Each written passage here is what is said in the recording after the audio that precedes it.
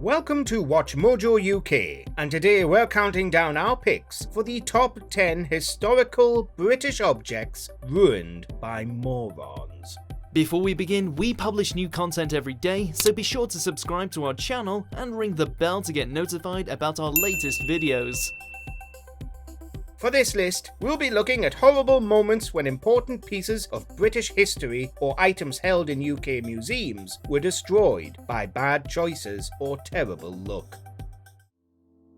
Number 10. Waiter damage. Imagine you're working as a waiter at a British Museum corporate event. Already a lot of pressure, right? Plenty of donors to keep happy, fed and watered. Well, also imagine you damage one of the museum's prized ancient Roman statues, the Townley Venus. Yep, that's exactly what happened to a server in 2015. They bent down underneath the statue, and when they rose, their head accidentally knocked off a thumb. Already missing an index finger since the museum had got it in 1805, it then had another digit removed. We can probably assume the waiter didn't get many tips that night, beyond the one they broke off, anyway. Thankfully, the statue was repaired as the thumb was reattached. Number 9. Crystal Palace Mystery. Built in 1851 in Hyde Park, London, to house the magical Great Exhibition event, the Crystal Palace was soon moved to Sydenham Hill. The cast iron and glass structure was a hub of culture, with an art gallery, a grand orchestra, and even a circus. But years of financial problems and neglect turned the venue into a shell of its former glory. In 1936, a fire broke out at Crystal Palace, and it quickly spread out of control. The whole structure was destroyed. John Baird, who was experimenting with mechanical television at the site and whose work was ruined, believed the fire was an act of sabotage to destroy his research. The cause of the fire was never discovered. Number 8. Carlton Shambles. In 2015, the Carlton Tavern in London was closed after landlady Patsy Lord was ordered by the building's owners to do an inventory at home. When she arrived at the pub 2 days later, the Carlton had been demolished, just a day before the building was set to receive a Grade 2 listing from Historic England. The Carlton owners, CLTX, are property developers who were denied planning permission to build flats in its place 3 months before.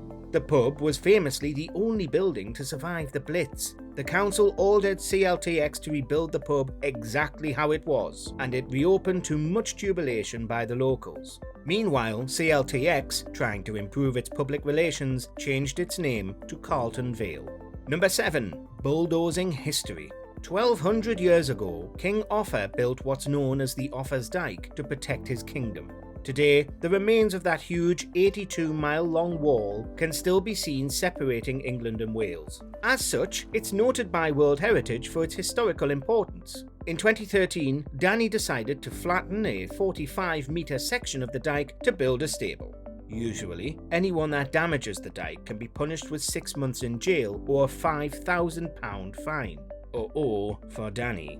However, the police investigated and decided that Danny didn't know it was an area of significant historical value, even though he lived in a nearby village his whole life. So, no action was taken. Number 6. Missing ring. If your role at the British Museum is to look after and catalogue pieces of ancient history that the UK has usually borrowed / donated / nicked from other countries and people, you know it's a big deal when an item disappears. Well, that was the case in 2017 when news came out that back in 2011, the Cartier ring vanished from its holding place. To make the matter even more alarming, it was worth £750,000. So, did they catch this master criminal and throw the full might of the justice system at them? We hear you ponder? No, they did not. They reviewed security, and the ring was added as a write-off in the museum's annual accounts. Number 5. Gone cobbles. Since the Bronze Age, the cobbled path on West Street in the village of Dunster in Somerset has stood the test of time. It was one of the highlights of Dunster, with the famous castle being another. Yet some people complained to the council that the cobbled street was causing them to slip and fall. Instead of looking at measures to prevent this, like repairing the stones, the local council decided to rip up large portions of it and put in new paving, which angered the locals, especially as the new slabs were machine cut and could be found in any new development.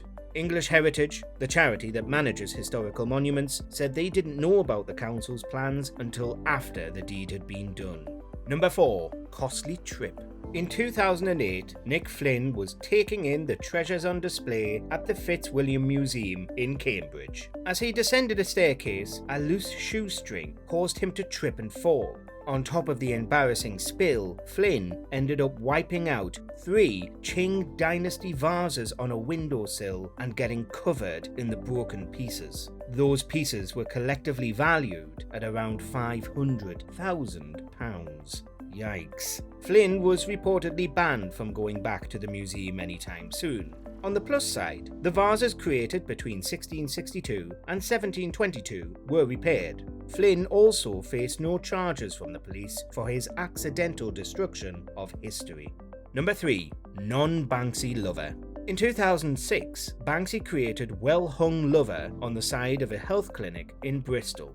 Showcasing an amusing sight of a nude guy hanging out of a window to hide from a woman's partner, the council asked locals what they should do with it. The ensuing poll finished with 97% of voters in favour of keeping the naked chap artwork, so the council let it be. But someone clearly doesn't like democracy, as they fired paintballs at the stencil in 2009. Some of the splatters couldn't be removed without damaging the art.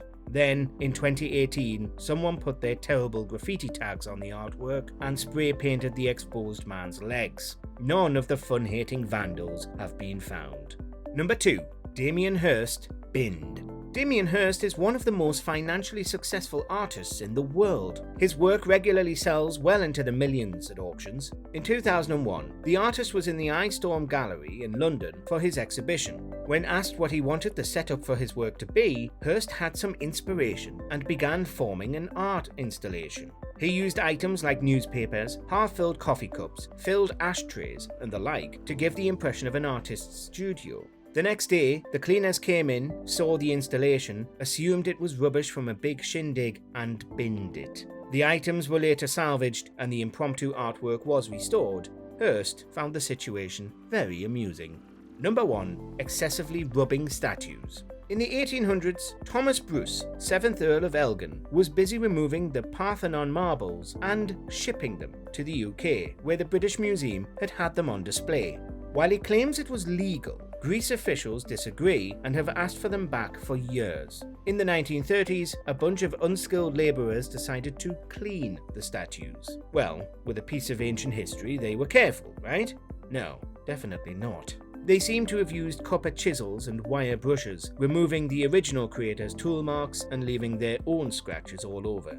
In 1999, Greece's then Culture Minister, Elisaveta Papazaou, remarked on the damage by the cleaners by stating the statues were damaged irreparably. Do you agree with our picks? Check out this other recent clip from WatchMojoUK and be sure to subscribe and ring the bell to be notified about our latest videos.